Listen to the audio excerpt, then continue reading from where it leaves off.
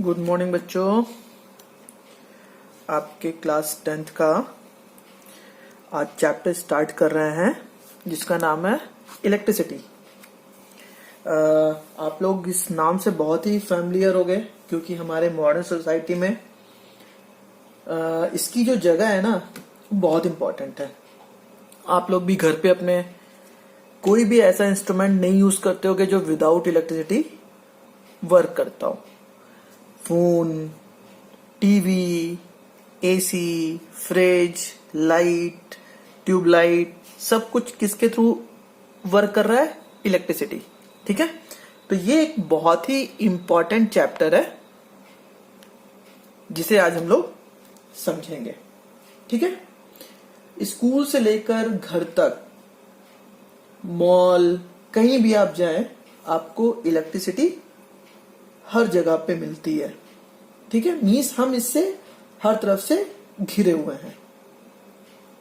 ठीक है, देन हम क्या कह सकते हैं? What are the factors that control और regulate the current through an electric circuit? In this chapter we shall attempt to answer such questions. We shall also discuss the heating effect of electric current and its application. ठीक है बच्चों, तो सबसे पहले start करते हैं हम इस नाम से, इलेक्ट्रिसिटी। ठीक है ना, व्हाट इज इलेक्ट्रिसिटी? या चलिए अभी थोड़ा सा हम चीजों को समझते हैं। इलेक्ट्रिसिटी बेसिकली ये जो वर्ड आया है वो किससे आया है? Electric current. इलेक्ट्रिक करंट, ठीक है। अब इलेक्ट्रिक करंट का जो कॉज है वो क्या है? इलेक्ट्रिक करंट का जो कॉज होता है, जिसकी वजह से करंट डेवलप होता है, उसे हम कहते हैं चार्ज। मींस कहीं ना कहीं सारा रोल इस चार्ज का ही है। तो सबसे पहले हम इस चार्ज के बारे में पढ़ते हैं। ठीक है, व्हाट इज चार्ज? जो सबसे पहला क्वेश्चन आता है वो है व्हाट इज चार्ज। बहुत बड़ा क्वेश्चन है ये। खैर, हम इसकी बात करेंगे व्हाट इज चार्ज की, लेकिन उससे पहले जो हमारा चार्ज है ना, मैंने कहा चैप्टर के बारे में थोड़ा सा देख लेते हैं। जो चार्ज है वो दो तरीके से रह सकता है। एक तो रेस्ट की पोजीशन में, ठीक है, और एक मोशन की पोजीशन में। और रेस्ट में जो चार्ज रहता है तो इस ब्रांच को कहते हैं हम इलेक्ट्रोस्टैटिक, इलेक्ट्रोस्टैटिक्स। ठीक है, ये आप लोगों का क्लास 12th का पहला चैप्टर है, तब पढ़ेंगे। एंड मोशन में भी दो तरीके के मोशन होते हैं, आपको पता है। एक होता है आपका uniform motion, uniform motion, and अगला होता है आपका नॉन यूनिफॉर्म मोशन। क्या होता है? Non uniform motion. ठीक है बच्चों, देन अगर चार्ज मोशन में, और मोशन में भी किस तरीके के मोशन में? यूनिफॉर्म मोशन में। यूनिफॉर्म मोशन क्या होता है? अभी आप पढ़कर आ रहे हो क्लास 9th में, ठीक है, आपको पता होगा। देन इस तरीके अगर चार्ज यूनिफॉर्म मोशन में है, देन इसका नाम पड़ता है इलेक्ट्रिसिटी, इलेक्ट्रिसिटी। एंड अगर ये नॉन यूनिफॉर्म मोशन में है, नॉन यूनिफॉर्म मोशन में, देन इसका नाम पड़ता है इलेक्ट्रोडायनामिक्स, जिसमें हम मैग्नेटिज्म भी कहते हैं इसे, मैग्नेटिक फील्ड की स्टडी करते हैं, जो आपका अगला चैप्टर होगा, लेकिन हम उसका सिर्फ इंट्रोडक्शन पार्ट पढ़ेंगे, मैग्नेटिज्म। ठीक है, तो हमें किसको पढ़ना है? हमें इलेक्ट्रिसिटी को पढ़ना है। Means charge at uniform motion is known as electricity. ठीक है, बात समझ में आई? चैप्टर में क्या स्टडी करना है? हमें चार्ज की स्टडी करना है, और वो किस सिचुएशन में होगा? यूनिफॉर्म मोशन में होगा। ठीक है, ओके। देन अगली बात आती है what is charge. What is charge, देखिए चार्ज को आप ऐसे समझ सकते हो, आपको पता है चार्ज कितने टाइप के होते हैं, 2 टाइप के होते हैं, एक होता है पॉजिटिव और एक होता है निगेटिव। ये तो टाइप्स हुए, लेकिन क्वेश्चन क्या है, व्हाट इज चार्ज। तो चार्ज क्या है, चार्ज बेसिकली अगर मैं कहूं ये एक न्यूट्रल बॉडी है, ठीक है, इस पे कोई चार्ज नहीं है, ये भी न्यूट्रल बॉडी है, और हमने यहां से कुछ इलेक्ट्रॉन ट्रांसफर करके इस बॉडी को दे दिए, कितने, कुछ 5 इलेक्ट्रॉन दे दिए मान लिया, तो इसके ऊपर क्या आ जाएगा 5 इलेक्ट्रॉन, और इस पे क्या आ जाएगा -5 इलेक्ट्रॉन, और इस पे आ जाएगा +5 प्रोटॉन, हो जाएगा ना। मींस शुरुआत में इसके पास चार्ज कितना था, 0 इनिशियली, और जैसे यहां से चार्जेस का ट्रांसफॉर्मेशन A to B हुआ, वैसे ये कैसे हो गए, चार्ज हो गए। एक बॉडी हमारी क्या हो गई, पॉजिटिवली चार्ज बॉडी, एक क्या हो गई, निगेटिवली चार्ज बॉडी।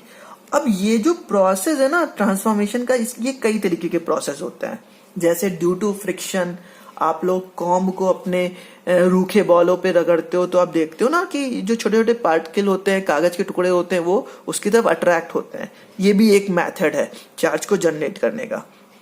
तो बहुत से मेथड होते हैं, हमें अभी इस पे ध्यान नहीं देना है, ठीक है, ये हम पढ़ेंगे क्लास 12th में। हमें सिर्फ इसके ट्रांसफॉर्मेशन से मतलब है। तो इसका मतलब किसी एक बॉडी से दूसरे बॉडी में इलेक्ट्रॉन के ट्रांसफॉर्मेशन से क्या जनरेट हुए, चार्ज, ठीक है, और जो जिससे इलेक्ट्रॉन लिया गया वो बॉडी कैसी, positively charge body, positively charge body, और जिसको दिया गया वो कैसा हो गया, निगेटिवली चार्ज बॉडी, ठीक है। तो यहां से हमें बात समझ में आई कि चार्ज क्या है, transformation of electron from one body to another body generates charge, ठीक है। अच्छा, एक तो ये बात हुई। दूसरी एक और बात है, देखो अगर ये हमारी कोई बॉडी थी ए, तो इसका मास था ना, हम कह सकते हैं अगर कोई बॉडी है जिसका मास होगा, वही सॉलिड, लिक्विड या कोई मैटर हो सकता है, हम ये कह सकते हैं। मैटर को डिफाइन करने के लिए मास का होना जरूरी है।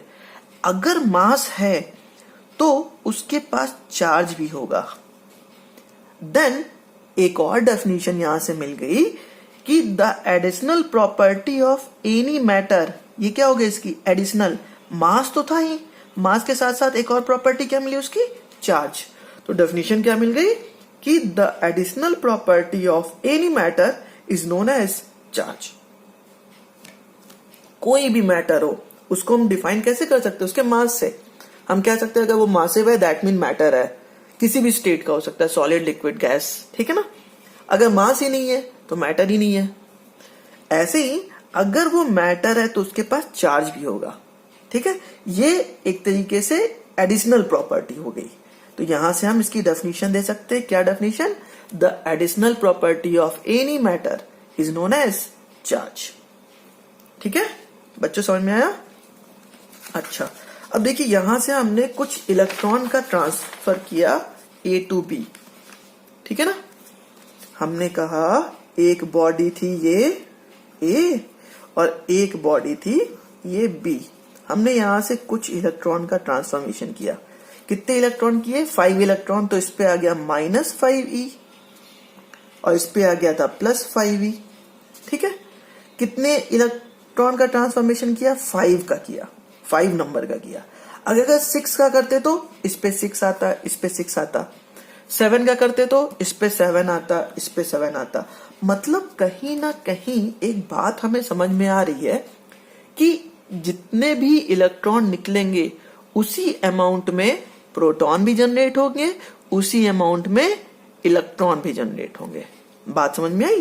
तो ये क्या कहलाए, चार्ज, चार्ज Q। तो इसलिए प्लस और माइनस को कंबाइन करके कहा गया Q is equal to +- N into E, क्योंकि उतने ही पॉजिटिव। N क्या है, जैसे यहां 5 है, 5 इलेक्ट्रॉन गए तो N की वैल्यू क्या हो गई, 5, ठीक है।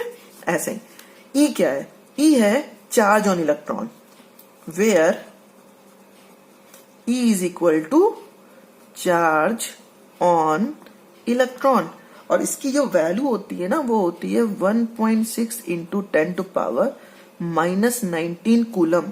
चार्ज की यूनिट को कहते हैं हम कूलम। क्या कहते हैं? कूलम। याद रखिएगा, ये बहुत इंपॉर्टेंट है। ई की वैल्यू कितनी है? इतनी। और यही आपकी मिनिमम चार्ज की वैल्यू होती है। किसी भी क्वांटिटी के पास कितने इलेक्ट्रॉन मिनिमम हो सकते हैं? 1। तो Q इज इक्वल टू 1 होंगे, तो इसका मतलब E, और E की वैल्यू कितनी हो गई? 1.6 into 10 to power minus 19 coulomb. ठीक है, तो मिनिमम चार्ज कितना? 1.6 into 10 to power minus 19 coulomb. ठीक है बच्चों, इतनी बात समझ में आई। अब अगर हम बोले कि बताओ कि एक कूलम चार्ज में कितने नंबर ऑफ इलेक्ट्रॉन होंगे, या ऐसा कहे कि कितने नंबर ऑफ इलेक्ट्रॉन मिला के एक कूलम का चार्ज बनाते हैं।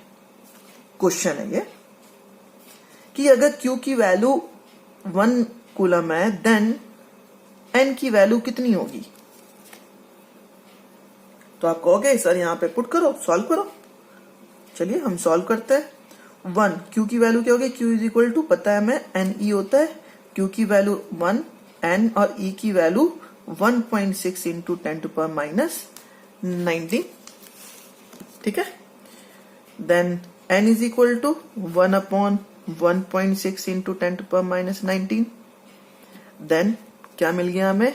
N is equal to 10 to power 19 ऊपर जाएगा तो 10 टू पावर 18 हो जाएगा, 19 हो जाएगा, और उसमें से 10 निकाल दिया तो 10 अपॉन 1.6 इंटू 10 टू पावर 18 लिख सकते हैं। अब इसको सॉल्व करेंगे, इसको यहाँ 100 कर सकते हैं, तो जो कट पिट कर आएगा 6.25 इंटू 10 टू पावर 18। मीन्स इतने इलेक्ट्रॉन मिलाकर कितना चार्ज जनरेट करते हैं? 1 कूलम। बहुत इंपॉर्टेंट क्वेश्चन है, इसको याद रखिएगा कि 1 कूलम में कितने नंबर ऑफ पार्टिकल? तो आप बोलोगे 6.25 इंटू 10 टू पावर 18। अगर पूछा जाए कि 6.25 इंटू 10 टू पावर 18 इलेक्ट्रॉन मिलकर कितना चार्ज बनाते हैं, तो आप क्या बोलोगे? 1 कूलम। ठीक है, बात समझ में? इस तरीके से हम क्वेश्चन सॉल्व कर सकते हैं।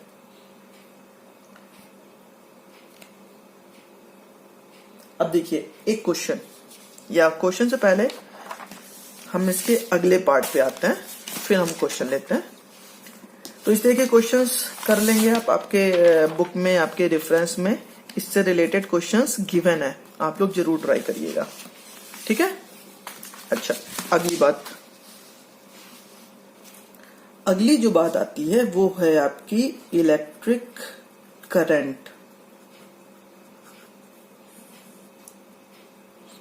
क्योंकि चार्ज से ही बना है, मैंने अभी आपको सबसे पहले बताया था। ठीक है, ये देखिए, चार्ज से क्या बना? इलेक्ट्रिक करंट, और इसी से ये चैप्टर बना इलेक्ट्रिसिटी। तो अब हम पढ़ेंगे इलेक्ट्रिक करंट। तो बहुत सिंपल सी बात है, हमने एक कंडक्टर लिया, ठीक है, और इसको ये बैटरी से हमने इस तरीके से जोड़ दिया। तो क्या होगा? ये पॉजिटिव है तो यहां पॉजिटिव आ जाएगा, यहां नेगेटिव आ जाएगा। देन इलेक्ट्रॉन होंगे जितने, वो इस साइड की ओर अट्रैक्ट होंगे, मींस इस साइड की ओर मूव होने लग जाएंगे, और इलेक्ट्रॉन से मिलके क्या बनता है? चार्ज। इसका मतलब क्या मूव हो रहा है? चार्जेस मूव हो रहे हैं। तो चार्जेस जिस डायरेक्शन में मूव हो रहे हैं उसके अपोजिट डायरेक्शन में क्या जनरेट होता है? करंट। मींस करंट की डेफिनेशन क्या मिलेगी? Q/T, the flow of charge per second.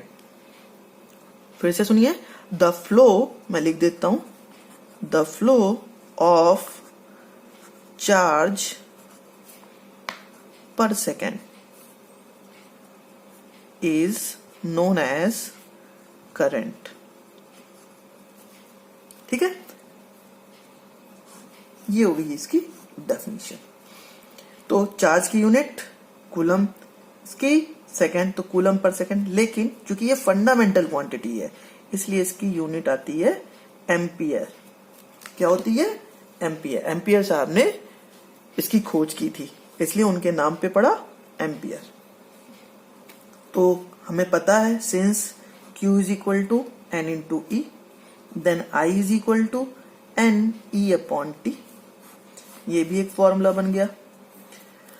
Means अगर आपको चार्ज या टाइम पता हो तो भी आप निकाल सकते हो, या नंबर ऑफ इलेक्ट्रॉन और टाइम पता हो। जैसे फॉर एग्जांपल मैंने कहा कि 3.2 इंटू 10⁻18 नंबर ऑफ इलेक्ट्रॉन मूव कर रहे हैं, मीन्स n की वैल्यू दे दिया कितने सेकंड में? 2 सेकंड में। Then find the value of I, then find the value of current. तो क्या होगा? आप सीधे कहोगे कि सर n की वैल्यू गिवन है 3.2 इंटू 10⁻18 और E की वैल्यू में पता है 1.6 इंटू 10⁻19, टाइम की वैल्यू 2 सेकेंड गिवन है, वैल्यू को पुट किया, सॉल्व करेंगे, इतना एम्पियर आ जाएगा। तो इस तरह के क्वेश्चंस आपको मिलेंगे। ठीक है। अब बच्चों करंट भी जो है ना वो भी कई टाइप के होते हैं। करंट एक तो ये लीनियरली आप देख रहे हैं फ्लो कर रहा है, ठीक है। मीन्स अगर जैसा यहाँ पे है, अगर ऐसा ना फ्लो करे तो कैसे?